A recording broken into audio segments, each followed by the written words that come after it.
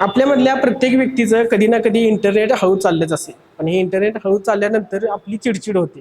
पण कधी विचार केलाय का की हे इंटरनेट इतकं स्लो का चालतं? जाणून घेऊया आजच्या व्हिडिओतून. नमस्कार, मी साजिद. आपण पाहताय तरुण भारत कोल्हापूर. आपण जे इंटरनेट वापरतो ते सॅटेलाइटमधून येत असतं, बरोबर आहे. पण आणखीन एका गोष्टीकडून आपल्याला हे इंटरनेट येत असतं, ते म्हणजे समुद्रात टाकलेल्या वायर्स. समुद्र तळावरून जाणाऱ्या या केबल्स म्हणजे फायबर ऑप्टिक्स आहेत. जगभरातल्या संदेशवहन या केबल्समधून होत असते. तुम्हाला असं वाटले असेल की या उपकरणामधून जगभरामध्ये संदेशवहन होत असते. जगभरातील 95% फोन आणि इंटरनेट डाटा केबल या केबलच्या माध्यमातून येत असतात. ऑनलाईन घडत असलेली प्रत्येक गोष्ट ही केबलच्या माध्यमातून येत असते. तर तुम्हाला असा प्रश्न पडला आहे की एवढा डाटा आपल्यापर्यंत येतोय, मग समुद्रामध्ये अशा किती फायबर केबल्स असतील? तर 14,80,000 किलोमीटर अंतर कापणाऱ्या 600पेक्षा अधिक फायबर्स केबल्स समुद्र तळाशी आहेत. फायबर्स ऑप्टिक्स वापरण्या या तंत्रज्ञानामुळे या केबलच्या एका टोकाला लेझर असतात.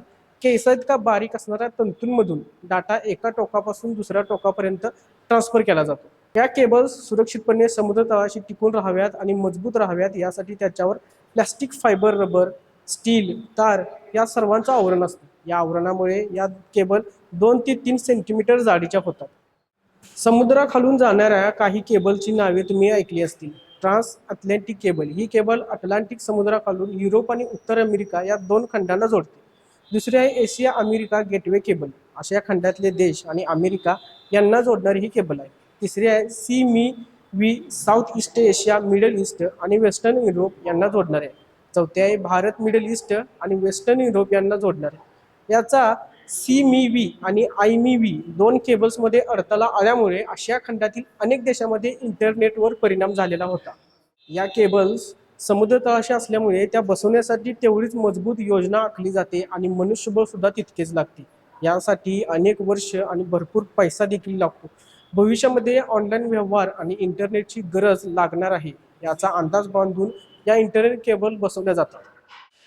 समुद्रामध्ये जे जहाज चालतात ते थांबवण्यासाठी अँकर समुद्रामध्ये टाकल्यानंतर त्या तुटू शकतात. समुद्र तळाशी असणाऱ्या वातावरणामुळे सुद्धा त्याची झीज होऊन ते तुटू शकतात. एखाद्या देशाचे कामकाज ठप्प करण्यासाठी किंवा त्याच्याशी छुप्या मार्गाने युद्ध करण्यासाठी सुद्धा या केबल्स मुद्दाम वापरल्या जातात. सी मी व्ही आणि आय मी व्ही या 2 केबल्समध्ये अडथळा लाल समुद्राच्या भागामध्ये आला होता. इस्रायलने गाझा पट्टीमधील काही बंडखोरांनी जहाजावरती हल्ले केले होते. लाल समुद्रामध्ये फेब्रुवारी 2024 मध्ये काही केबल्स कापल्या होत्या. याचा आशिया आणि युरोपवरती मोठा परिणाम झाला आहे. पण यामध्ये आपला हात नाही असे पुतिन यांनी सांगितले.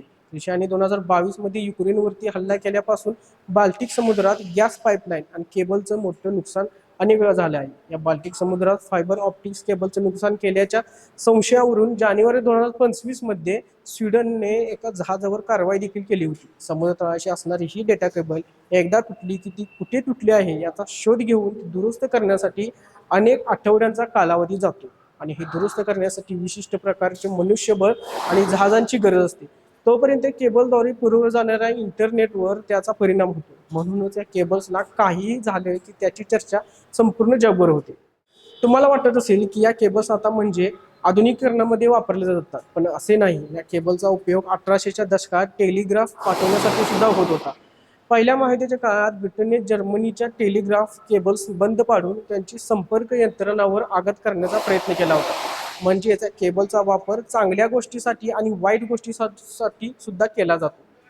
या केबल्सद्वारे इंटरनेट सर्व जगामध्ये पुरवलं जाते. या केबल्सबद्दल तुमचे काय मत आहे हे आमच्या सर्व प्रेक्षकांना सांगा. अशाच नवीन नवीन आणि ट्रेंडिंग व्हिडिओसाठी तरुण भारतच्या यूट्यूब, इंस्टाग्राम, फेसबुकला फॉलो करायला विसरू नका.